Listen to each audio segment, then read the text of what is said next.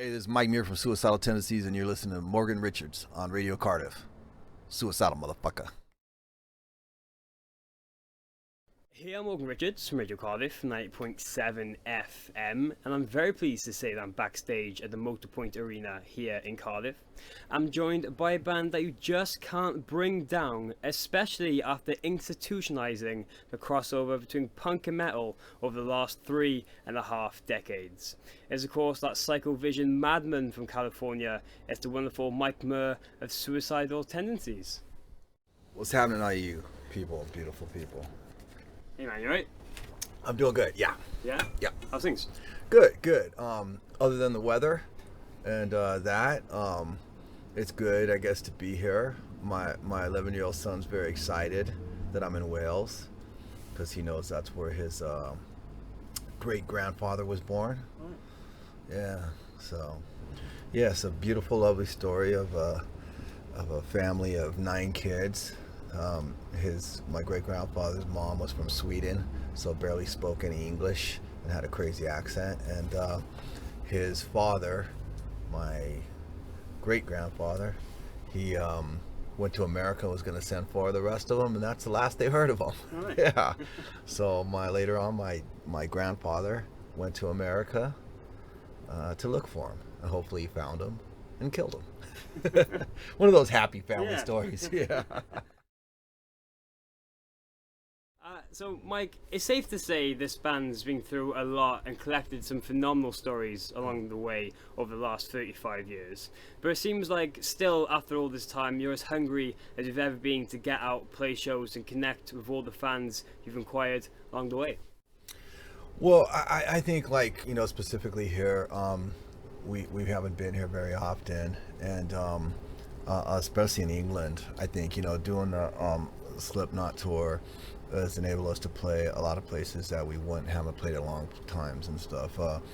The last, I don't know how many years we've only played in London, and playing Birmingham, Leeds, going back to, we're doing our own show in Dublin, which we haven't played in 10 years, and places like that just for whatever reason hasn't been viable and stuff. So it's a good opportunity to let some people see us. As a good opportunity to play in front of most people here that don't even know who the hell we are, and it's 2 parts. I think a lot of times people like to play in front of people to try to win people over. As my dad said, people try to be liked, and we do our thing. We don't try to be liked, and we find that a lot of people realize that we're not their thing, and we like to rattle people in a sense, not and to proverbial be an asshole or this or that, but make people uncomfortable because they've never seen anything like it.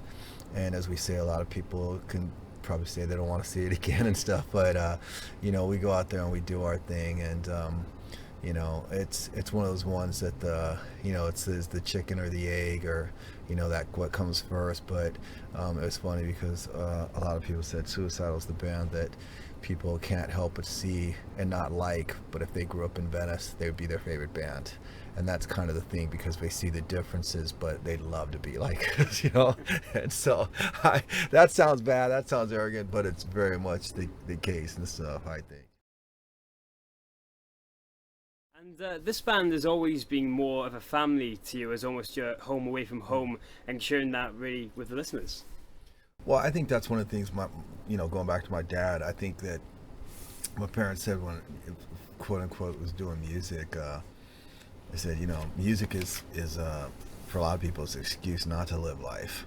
And, we've always tried to do, music's only a small part of life, but hopefully it's a big part of motivating you to actually live life. I don't believe in that, oh, life sucks, I'm going to escape and listen to music so I can avoid the life that I don't like. It's like we do music to sit there and go, hey, you know what, life sucks sometimes, do something about it, And so for us, it's like, Dad said in life, you have family, you got the one you're born into, you have no choice, that's it, you got to make it work or you don't work. And then when you get a little older, you go to school and you start thinking you're a man when you're 12 or 13, and you pick your friends, and a lot of times it's just because you live by them or you go to the same school, it's geographical convenience.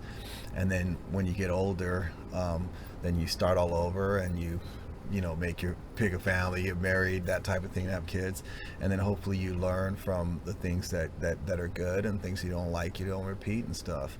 And so we're very fortunate that we look at this as kind of like a family kind of thing and stuff. And when I was brought up, my brother would slap me in the face, not when I was young just to slap me, but when he got older, it's like, what the fuck you doing? When you were messing up, it wasn't the shoulder to cry on, it was like, get up and fucking do something. And so whether they call that tough love or reality, as my dad said, he goes, hey, a lot of people live life like there won't be a tomorrow, but he said, so far every day there has been, so maybe live it like there is going to be a tomorrow, and you'd be a lot better off. And so that's what we look at it. I think family is a very important thing. It bypasses, supersedes, and is way more powerful than blood. But it's a choice between people, that being there, that it's easy when times are good. When there's a party, everybody can have their fake smile on.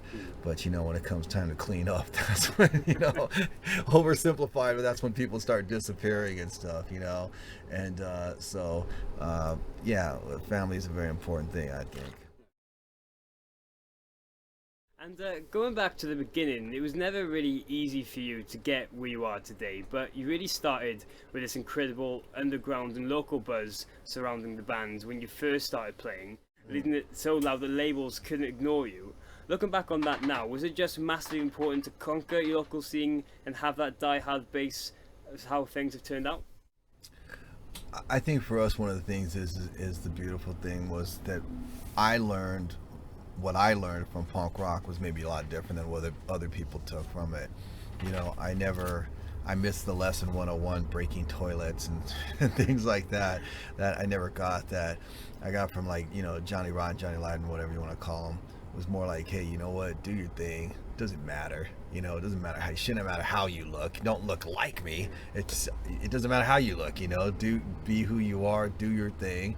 Don't worry about whether it's like my dad said, the surefire way to be miserable is try to get everybody to like you, and it's more important that you like yourself, not in an egotistical thing, but in the sense that, it's like, hey, I like this battle I'm on, and, and I have respect for myself and stuff. And then you couple it with the point where it's kind of like, as it is now, music doesn't sell. So you didn't have to sit there and go like, ooh, are people going to like this? And that type of thing. So you just did what you liked. And, as I said many times, one of my best friends came over before we did the record.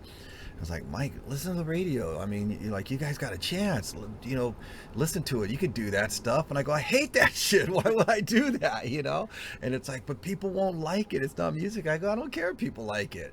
I like it. I'm not trying to, and I think that's one of the things that comes across, and that's one of the reasons why people hate us, and why a lot of people like us, because they realize, hey, we're not doing it for someone else. We're not doing it to be liked. It's the type of situation we don't really care, and that bothers some people, because I found that out, especially in England per se, where it's so important to be liked, especially when we first came out here, the power of the press that used to be and stuff, and it was like the press used to be like rock stars, they thought they can make a band, this and that. Oh, Zig Zig Sputnik, and I'm like, wow, cool picture, fucking sucks, you know what I mean? But they just kind of, that shows my age right there, but it's one of those ones where they felt like, we have power, and I'm like, no, you know what, power to me is when I heard something, my friend came over and goes, you gotta listen to this,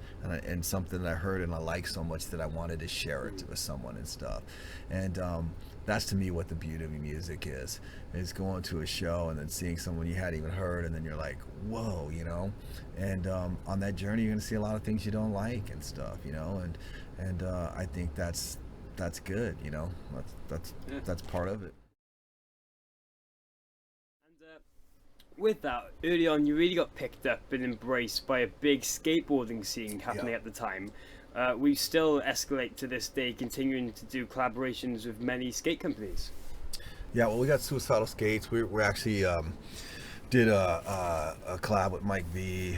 They're doing one with Jason Jesse coming out. Just did one with Lance Mountain, who drew one of the original Suicidal shirts, and he actually went in the Hall of Fame last year along with my brother. It's in the skateboard, inducted in the Skateboard Hall of Fame. And I think the thing with skaters is it's two parts. One, they didn't have rules. It was the same thing, and they didn't like rules. So if you're out there skating, you're going out the street, it would be a soundtrack. Suicidal is a perfect soundtrack and stuff, And so, obviously through my brother, and that meant a lot of the skaters, and they were, I was the first one, quote unquote non-pro that was on the cover of Thrasher magazine and stuff, which I'm very proud of. And so there's that association. Then you look in the late 70s, before we came out, and you look at Thrasher magazine, and then after we came out, and the evolution of how people dressed, to the point that by the time we came out to England the first time, people were saying, "Why are you dressing like skaters?" It's like, well, actually that's not it. And then a few years later, they come back and they're like, "Why are you dressing like Axl Rose?" Well, actually not. That's if you don't know, then that's what you assume. That's you don't have any history. So, but that's always been something that's worked really well. Love skating and the energy, and I think all action sports too. We did collab with Metal Militia, and we're good friends with a lot of those guys. We did, I think it was 686 skateboard company, and one of my good friends is was on this snowboard team, the U.S. Olympics. So we got all kinds of different crazy people that they love Suicidal, and so it's cool to see everybody's different worlds and stuff. That it was like we did a video for Smash It, and had a bunch of the crazy ass motocross dudes, and the one guy was saying, he goes, it's like it's the same thing, man. It's this and that. I said no, because if we fuck up on a song, people say you suck. You fuck up and you're in the hospital or dead, on a jump. So, it's a lot of people I respect, and I appreciate anything that people do that's that's crazy and stuff and cool, and what most people would say, oh, you can't do it, and they put in the work to do it. And Mike, just a couple more quick things now before you go. One thing I wanted to mention to you is, of course, back in 2013, you released your first proper studio records in over a decade with the current lineup. But I understand that you guys have actually started getting ideas together to do another album this year. Where you hear something like that? Who told you that? No, I did an interview and I said that people ask about records. I said, we have a studio. We're like so many other people. Everybody can have Pro Tools, and we have hundreds of songs and stuff. But if with everything that goes on, I think sometimes, especially in America and the elections and things like that, and the politics, and not just the politicians, but the way that people react. And I think that's what people don't realize. They love to have crazy politicians to blame everything on, and they don't realize how crazy they are as people and stuff, and how crazy they are to create these boogeymen that are going to destroy the world when their worlds are so fucked up as it is. As my dad said, he goes, the problem is not the world that people, there's all kinds of crazy shit out there. Problem is the people sitting on the couch going, dude, that's fucked up, man. Smoking their joints, drinking their beers, and not doing anything. And I look at it, I go, like, sometimes you have to have that separation.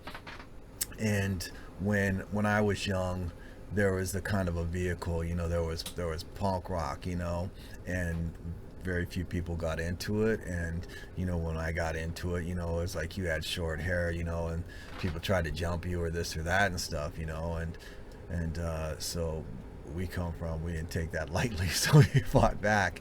But I don't think there's anything for the generations now, and no offense to One Direction and that kind of thing, but I don't think there really is. And Suicidal is too much of an age thing to be that. But I think there's a point too where you sit back and I go, when I was 16 or so, 18, what the hell would I be thinking right now if I was brought up into this generation? And my oldest son's 11, and I got 3 boys, and I hear their kind of comments on things and stuff, and it's interesting because it's a big, difference from when I grew up. And there's some things that a lot of advantages they have, but I think a lot of times they don't realize in general the advantages they have, just that they go, oh, I know we have this and you didn't have it. But so there's an interesting way that I think sometimes that you makes you want to have something to say per se, not to manipulate or try to control the dialogue of what's right and wrong, but maybe for people to think about and interpret and then put their own spin on it and get in their vehicle and drive with it, so. Yeah, okay, awesome. Well, that's about it. Cheers, Mike, for taking time out to have a quick chat with me. No worries, my pleasure, thank you. Well, best luck now with everything in the near future, and hopefully I'll catch you guys again very soon. Cool, thanks brother, appreciate it, man.